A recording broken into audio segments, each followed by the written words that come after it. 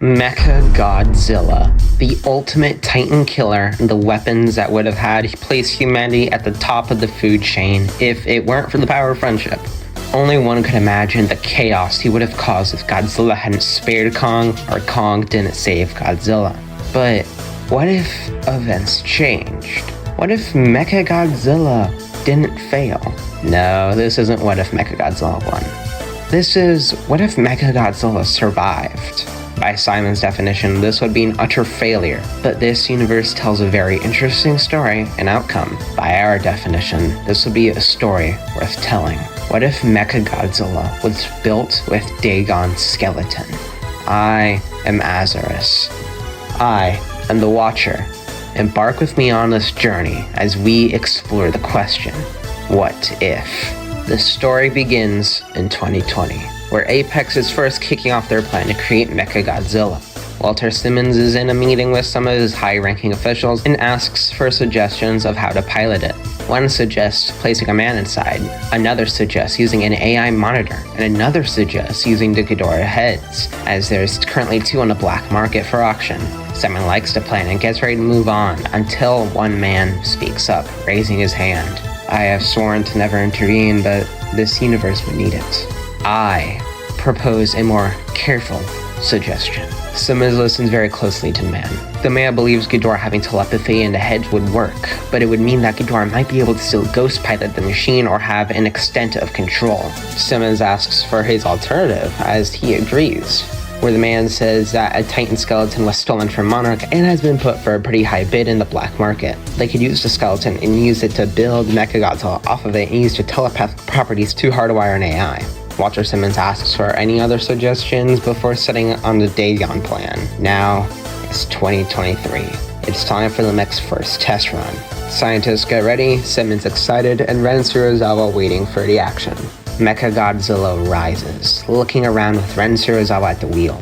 Everyone watches him. Mechagodzilla stretches his claws, investigating the facility he was in. Ren laughed, feeling so much power behind his hands, but what no one realized was someone else was watching from the mech's eyes. Someone confused, scared, and mad.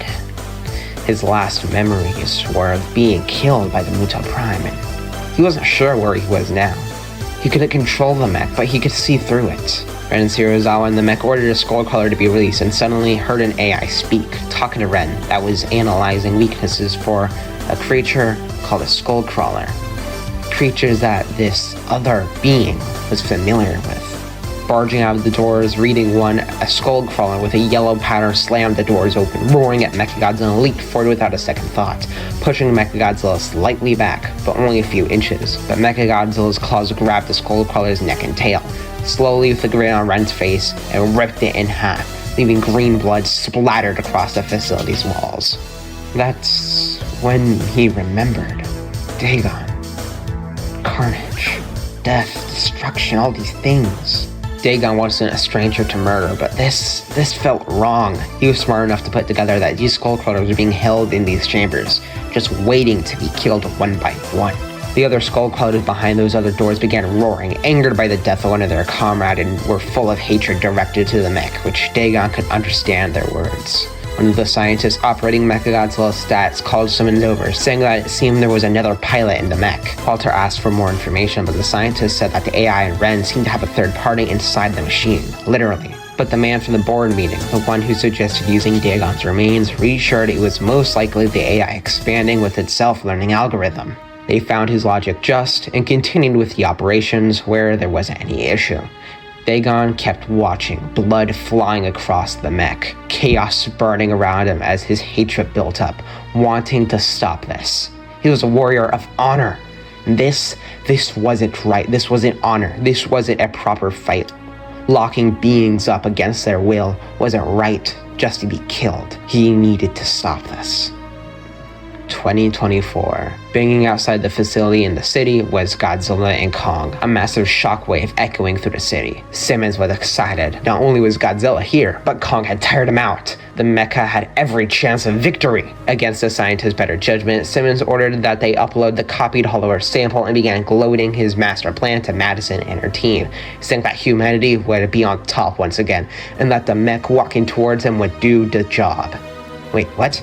Simmons turned around as the Mechagodzilla dead stared at Walter in his little observation deck. The Hollow Earth energy sample transmitted successfully, but in consequence somehow shut Rensurza out and left Dagon in the AI, giving Dagon complete access to piloting. And Dagon was smart enough to realize that this man in the suit, hiding away, was the one in charge, the one who resurrected him from his death and attacked, killing Simmons and causing Madison's team to barely escape the hit. But the AI was still in there, and when realizing Dagon had gone rogue, quickly activated the autopilot for the self-learning algorithm to be in control, escaping the mountain and attacking Godzilla. Dagon tried to regain control, recognizing Godzilla, causing the machine to spark and twitch. Mechagodzilla punched Godzilla over and over again, kicking him down, throwing him through buildings, grabbing and tossing him through the city. Dagon couldn't let this go on. He needed to somehow put an end to this. Godzilla looked up as Mechagodzilla loomed over him with red eyes, grabbing Godzilla's mouth.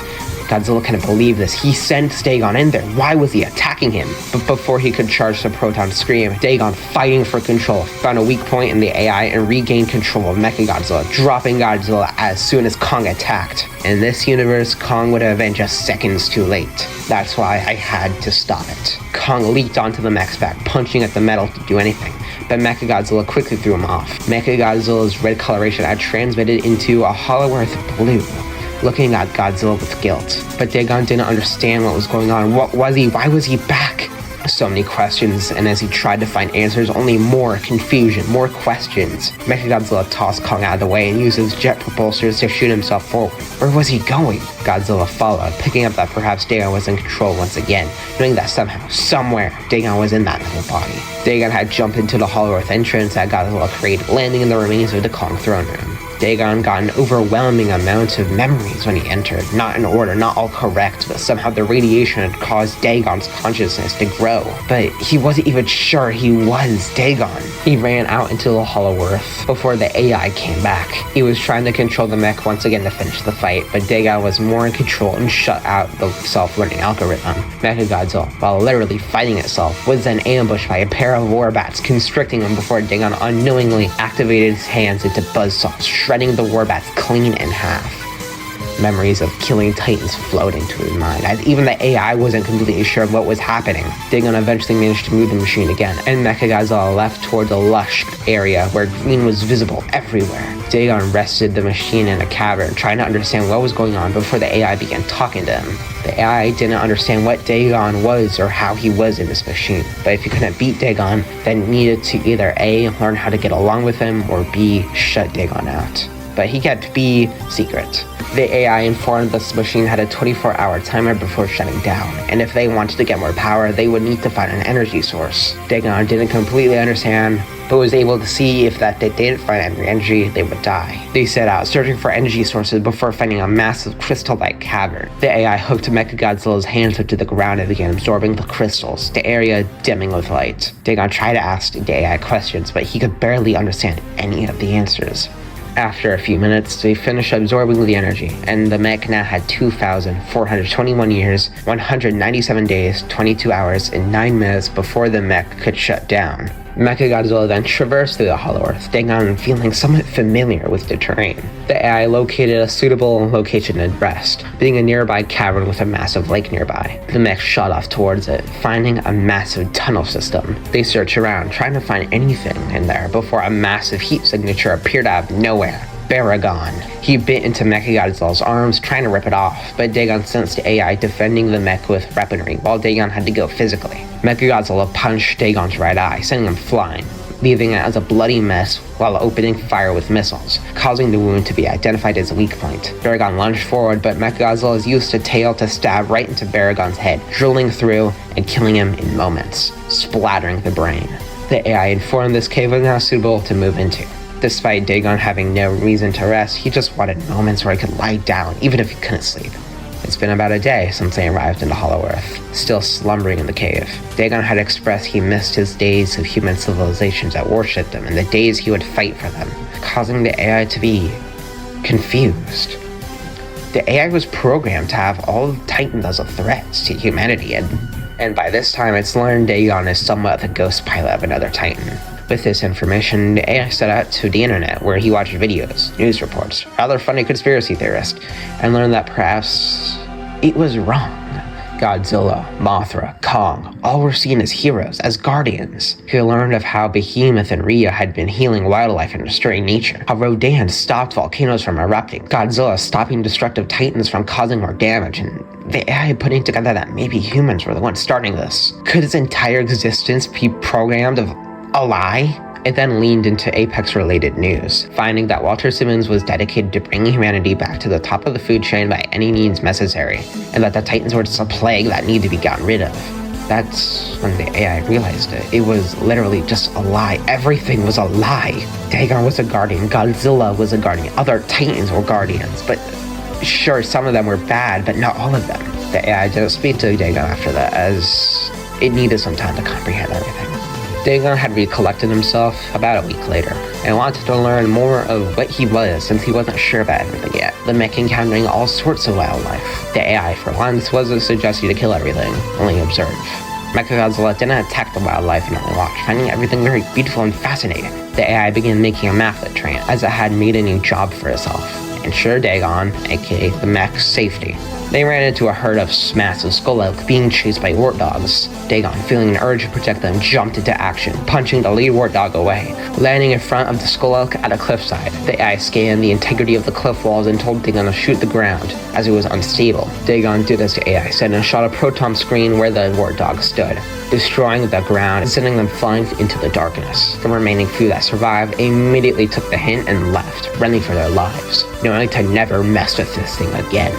The Skull Elk were afraid of what would happen next, but Mechagodzilla only began picking them up and taking them to the other side of the drop. The AI asked Dagon why, saying that he himself was unsure, but only knew that it felt like pure instinct. From that day on, Dagon kept defending creatures of the Hollow Earth from predators like the wart dogs, skull crawlers, and warbats, only letting them kill what they needed to survive. Lots of wildlife found Mechagodzilla to be a protector, even a little quadruped the AI nicknamed as Doug, having always sealed their kills to eat for himself. Dagon didn't mind. Occasionally, Mechagodzilla spotted Kong in the distance, but didn't bother him. They never had any interaction or encounter or battle, as he wasn't sure about Kong, as he had memories of some ape, but still wasn't completely sure. By 2027, Mechagodzilla was on a regular day, patrolling Hollow Earth and now having foliage covering the mech that signified his adaptation to the Hollow Earth. They then began finding lots of dead creatures, not from the usual kills they've seen. The AI scanned them and found their corpses to be killed by something else. Whatever it was killing for sports, as their bodies weren't being eaten. But then jumping down from the Hollow Earth vortex was a creature the AI identified it as Titanicilla. She was now much more red than what the AI remembered, and learned that she had been locating radiation sources across the globe for an unknown reason. Dagon knew Scylla had it out for Godzilla, and soon she was finally taking the chance to kill Godzilla by growing stronger. Dagon wouldn't allow that. Mechagodzilla opened fire with missiles, hitting Scylla on her way down as she barely dodged any. Right as she was about to land on the ground, BAM! Mechagodzilla's punch hit Scylla right in the head, sending her flying away. Scylla landed, horrified at the sight in front of her, a bigger, stronger version of her Godzilla. Scylla began to retreat, but Scylla couldn't escape the proton screen. The AI identifying the limbs as weak points, Dagon focusing on that and disabling Scylla of movement. With her unable to run, Mechagodzilla grabbed her face and ripped it out of her body, dropping her body for the Hollow Earth wildlife to go crazy on. They then went back to their main mission, identify the runaway killer. Mechagodzilla searched and searched until they found more organisms who were cleaning up the bodies. Humans, of course. But then Dagon remembered even in his time, there were always the humans who craved killing the Guardians and the innocents. Dagon shot his proton screen, killing the humans only seconds too late before they sent a distress call to the Titan Hunter made its way after Mechagodzilla. Mechagodzilla continuing to kill more humans it saw and protecting the nearby wildlife. Out of nowhere, a massive metal foot hit Mechagodzilla in the neck, sending him stumbling back and turning around to meet the Titan Hunter. The AI scanned and told Dagon that this entire thing was pathetic. Literally one punch would do it. The Titan Hunter, the pilot, arrogant as ever, charged in, but got sent flying by a singular punch over a cliffside, killing the pilot and destroying the mech. Mechagodzilla left right as Kong arrived, not seeing the commotion or Mechagodzilla, but decided it should be fine. Later, Dagon then got a massive headache as he seemed to be messaged. A call for help. Dagon ordered the AI to identify the location of this call, and they began making their way down a deep pit, then running into an orange young ape, Tsuka. Dagon was surprised any more Kongs survived after the Great Titan War and tried to communicate with him, only for a trio of Kongs to attack. but Mechagodzilla quickly killed them all with a few missiles, Suko quickly running to escape. Kong arrived only a few minutes late to the action and was horrified at the sight of these dead Kongs. Hearing something leaving in the distance, I went to follow. Dagon cut up with Suko on a leg, grabbing him by the neck and roared at him to surrender. But as he did, Suko led them down here for a trap, the drowned viper attacking, only to get Mechagodzilla's tail down its throat, killing it from the inside easily. Suko quickly realized that if the machine wanted him dead, he wouldn't be here. Mechagodzilla threw Suko onto land and ordered him to tell him what this threat he sensed was. The AI being able to translate 3 words. The Scar King. Dagon was enraged, but he knew where the prison was. He informed Suko to wait here, speeding off towards Scar King's lair. Kong caught up with Suko and was amazed by another member of his kind, asking the young ape what happened, and Suko told him a massive metal monster was here. Kong was shocked. Mechagodzilla, the machine that ragdolled him like a toy all those years ago. Suko began leading Kong to the prison, while Godzilla had gone subatomic and killed Tiamat. By the time Kong and Suko arrived, Mechagodzilla was locked in combat against Shimo herself, Scar King taking shelter in his throne room and watched Shimo battle below. Only a few minutes earlier, Mechagodzilla had attacked Scar King, and Scar King immediately was damaged, so he ordered Shimo to be released, and ordered Shimo to attack Mechagodzilla. Mechagodzilla was doing well, evading her attacks and managing to shoot missiles and an occasional punch, but it wasn't doing anything that much. But up above, Kong was shocked, and saw the other member of his kind in fear. He asked them what had happened, and they said that the Scar King had been attacked by the Titan of Metal to free them, but the Scar King is Shimo. Kong was beyond confused to say the least, but he knew he had help. Kong quickly jumped onto Shimo's back, stabbing her in the neck with his axe that barely cut her, getting thrown off, but caught by Mechagodzilla. They skipped the pleasantries and kept attacking Shimo, who was barely able to keep up. She was starting to get bruised up, and Scar King was scared that they would tire her out.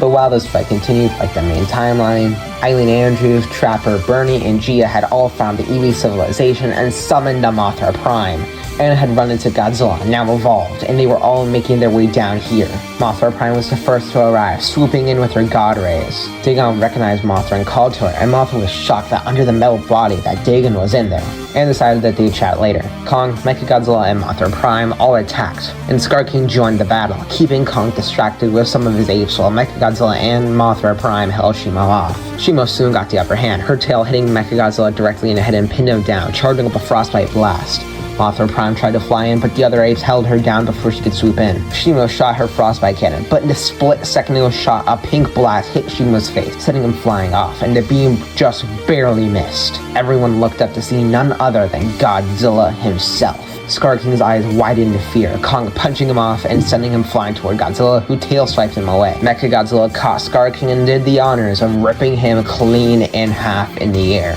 blood gushing out everywhere. The Kongs roared in celebration, and the AI noticed the crystal, which was now lodged into the ground away from the whip. Mechagodzilla picked it up, and Shimo got ready to obey. The AI identified it must be what was controlling Shimo, and asked Dagon what they should do. Dagon didn't waste time and slapped it into the ground and crushed it under his foot, sending a mini shockwave. Shimo looked up at Mechagodzilla. She was free. Godzilla nodded his head to Mechagodzilla, having earned his respect, and left, Mothra Prime following. Kong, despite being his own alpha, gave Mechagodzilla a small bow in respect, who helped Kong up. Dagon and the AI agreed that Kong would be the best leader to lead the Kongs to glory and would stick around along with Shimo, who is now free and loyal to Mechagodzilla. With that, Kong held up Scar King's whip and his axe, standing atop of Shimo beside Suko and Mechagodzilla, all roaring in victory with the other Kongs. While Godzilla went back to Rome in the Colosseum and slept, Mothra standing by. The day having been won. The end.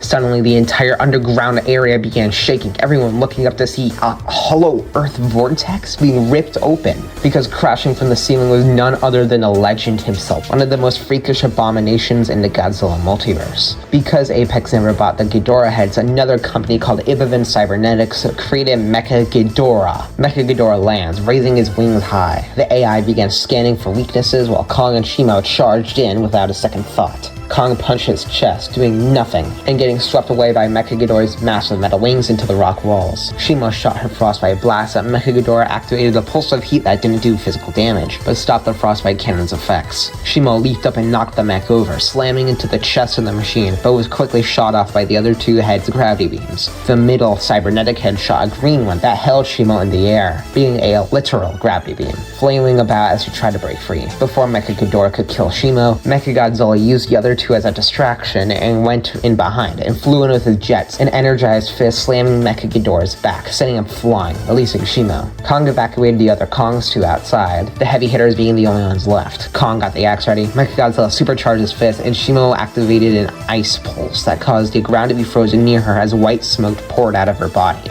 Mechagodzilla emerged out of the ground, the pilot being Ivavan himself with a grin on his face. The three Titans charged forward, but just as they did, Mechagodzilla shot out gravity beams, sending Kong and Shimo flying and held Mechagodzilla high in the air. Mechagodzilla shot out missiles which barely freed him and shot forward at Mechagodzilla, using his jet thrusters to grab Mechagodzilla and take them high into the air, going through the massive hole in the roof, holding Mechagodzilla against the rocky walls that scraped against Mechagodzilla's armor. Eventually they arrived at the surface, in the middle of the Pacific Ocean, throwing Mechagodzilla into the air and releasing his proton screen. Mechagodzilla shot out his gravity beams, going past the proton screen to hit Mechagodzilla first, sending him flying back into the ocean. Mechagodzilla began searching for Mechagodzilla, staying in the air, but soon was met with a proton screen coming out of the water, sending Mechagodzilla nearly out of the sky, along with a dozen missiles from all directions. Before Ivavan could think of a plan to locate Mechagodzilla, Mechagodzilla shot himself out of the water, having an energized fist clamping down on the middle head. Ivavan couldn't believe the AI already found the pilot and knew there was one to begin with.